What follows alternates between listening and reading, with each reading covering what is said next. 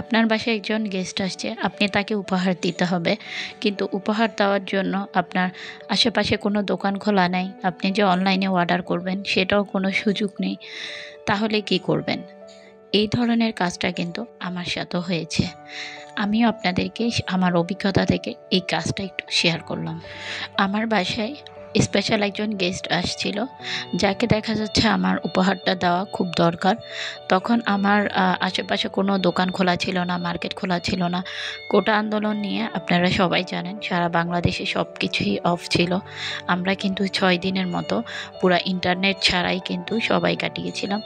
এই অবস্থার মধ্যে আমার একটা শাড়ি মানে একজন স্পেশাল মানুষকে উপহার দেওয়া খুব দরকার ছিল।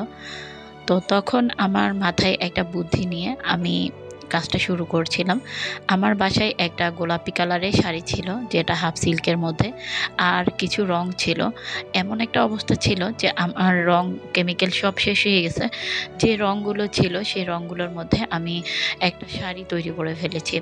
আমার কাছে এখানে শুধু ৩ টা কালার ছিল, আরও একটা কালার ছিল ব্ল্যাক কালারের। কিন্তু ব্ল্যাক কালারের আমার ওখানে এটা প্রয়োজন ছিল না। তো আমি এখানে এই ৩ টা কালার ছিল। এই ৩ টা কালার দিয়ে আমি একটা তুলির সাহায্যে আমি এখানে কিছু ঢাল এঁকে নিয়েছি। এই রংগুলো কিন্তু আপনারা দেখা যাচ্ছে ৳৪০ মানে ৫০ ml ৳৪০ করেও কিন্তু পেয়ে যাবেন। আর এই শাড়িটা কিন্তু আপনারা অনেক জায়গায় ৳৪০০ ৳৪৫০ মানে এই দামেও কিন্তু পাবেন।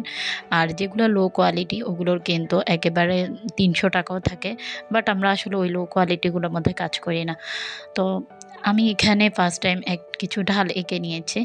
আর মাঝে, মাঝে কিন্তু আমার মতো এই সিচুয়েশনটা কিন্তু অনেকজন ফেস করে। আমি যেটা মনে করি, বাসায় হয়তোবা কাউকে কিছু উপহার দিতে হয়, কিন্তু কি দিব বা হাতের কাছে কোনো কিছু থাকে না। অনেক সময় টাকাও থাকে না, বা মানে এই ধরনের সমস্যা অনেক আপুদের হয়। তো ভাবলাম আমার অভিজ্ঞতা থেকে এই জিনিসটা একটু শেয়ার করলে হয়তো অনেকজনের ভালো লাগবে। আমি এখানে ঢালগুলো আঁকার পরে আমি এখানে পিঙ্ক কালারের যে একদম মেজেন্টা কালার, যে কালারটা আছে ওই কালারটা দিয়ে আমি ছোট, ছোট ফুল এঁকে নিচ্ছি। এই শাড়িটা একদম সিম্পলের মধ্যে খুবই ছোট, ছোট সুন্দর ফুল দিয়ে, পাতা দিয়ে আমি কিন্তু এই শাড়িটা পেইন্ট করেছি। আর এখানে আমি যে তুলিটা ইউজ করেছি এটা হচ্ছে ৭ নাম্বার সাইজের একটা একদম ফ্ল্যাট তুলি, যেগুলো হচ্ছে গিয়ে আপনার এই ধরনের ফুল পেইন্ট করতে অনেক ভালো কাজ করে। এরপর আমি এখানে একদম পুরা নিচের অংশতে কাজ করে নিচ্ছি। আর এটা এভাবেই কিন্তু সম্পূর্ণ আঁচলও কিন্তু এভাবে হয়েছে। এরপর আমার কাছে যে সবুজ রংটা ছিল, ওই সবুজ রংটা দিয়ে আমি এখানে ভালোভাবে মানে একদম সবুজ কালার দিয়ে আমি এখানে ভালোভাবে সুন্দর করে পাতাগুলো দিয়ে দিচ্ছি। পাতাগুলো আমি একদম ছোট, ছোট করে দিচ্ছি যাতে দেখতে খুব ভালো লাগে। আর এখানে আমি ২ টা কালার ইউজ করব পাতার মধ্যে। আমি একটা ইউজ করব একটু সবুজ, আরেকটা ইউজ করব হচ্ছে গিয়ে একদম গাঢ় আম সবুজ যেটা বলে ওই কালারটা। আমি এখানে গাঢ় সবুজ কালারটা তৈরি করেছি। একটু সবুজের সাথে আপনি যদি একটু নীল মিক্স করেন তাহলে কিন্তু এই গাঢ় কালার সবুজটা চলে আসবে। আর আপনার হাতের কাছে যদি নীল না থাকে তাহলে চাইলে একটু পরিমাণ ব্ল্যাক ইউজ করতে পারেন। জাস্ট একদম অল্প পরিমাণ ব্ল্যাক ইউজ করলেও কিন্তু পারবেন। এরপর আমার এখানে পাতাগুলো দেওয়ার পর আমি ফুলের মাঝখানে সাদা ৩ টা ফোঁটা দিয়ে দিচ্ছি যাতে দেখতে খুব সুন্দর লাগে। আর পাতাগুলো দেওয়ার পরে কিন্তু আমার কাছে অনেক বেশি ভালো লেগেছে। আর এই শাড়িটা কিন্তু একদম সিম্পলের মধ্যে আমি খুব ইজিলি মাত্র ২ ঘন্টার মধ্যে আমি এই শাড়িটা তৈরি করে ফেলেছি। আপনারা আশা করে ভেবে নিতে পারেন যে আসলেই এই জিনিসটা মানে কিভাবে হয়। আপনার হাতের কাছে যদি একটা শাড়ি আ বা দেখা যাচ্ছে কি কিছু রং থাকে তাহলে আপনিও কিন্তু এভাবে কাজ করে ফেলতে পারেন। আর অনেক সময় দেখা যাচ্ছে কি কাউকে শাড়ির পরিবর্তে চাইলে কিন্তু আপনি 3 পিস করতে পারেন। তাহলেও কিন্তু এই ধরনের আপনার যদি বাসায় যদি কোনো কাপড় থাকে, গজ কাপড় থাকে, সেই গজ কাপড় দিয়েও কিন্তু আপনি করে ফেলতে পারেন। আসলে আমার জন্য যখন একেবারে সবকিছু অফ ছিল তখন এই জিনিসটা কিন্তু আমার অনেক বেশি হেল্পফুল হয়েছে, যে আমি বাসায় যা ছিল তা দিয়ে আমি আসলে একটা শাড়ি বানিয়ে সেটা উপহার দিয়ে দিয়েছি। এটা আসলে অনেক বড় একটা কিছু।